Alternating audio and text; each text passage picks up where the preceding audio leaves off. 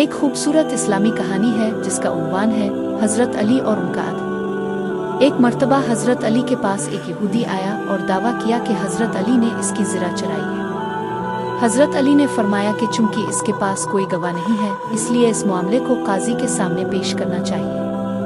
قاضی شرعی نے یہ معاملہ سنا اور حضرت علی سے پوچھا کہ ان کے پاس کیا ثبوت ہے کہ زرہ ان کی ہے۔ حضرت علی نے جواب دیا کہ ان کے پاس کوئی گواہ نہیں ہے لیکن یہ ان کی زرہ ہے۔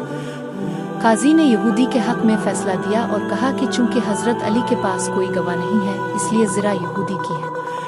یہودی نے حضرت علی کی عدل و انصاف سے متاثر ہو کر کہا، یہ تو واقعی آپ ہی کی زرہ ہے۔ میں نے خود یہ دیکھا ہے کہ آپ کتنے انصاف پسند ہیں اور آپ کی عدل و انصاف سے متاثر ہو کر میں اسلام قبول کرتا ہوں۔ یہ کہانی ہمیں سکھاتی ہے کہ عدل و انصاف ہر حال میں ضروری ہے، چاہے وہ کسی بھی صورتحال میں ہو۔ حضرت علی نے اپنے عمل سے یہ ثابت کیا کہ ایک سچے مسلمان کو ہمیشہ انصاف پر قائم رہنا چاہیے۔ یہ کہانی آپ کو کیسی لگی؟ کیا آپ مزید اسلامی کہانیاں سننا چاہیں گے؟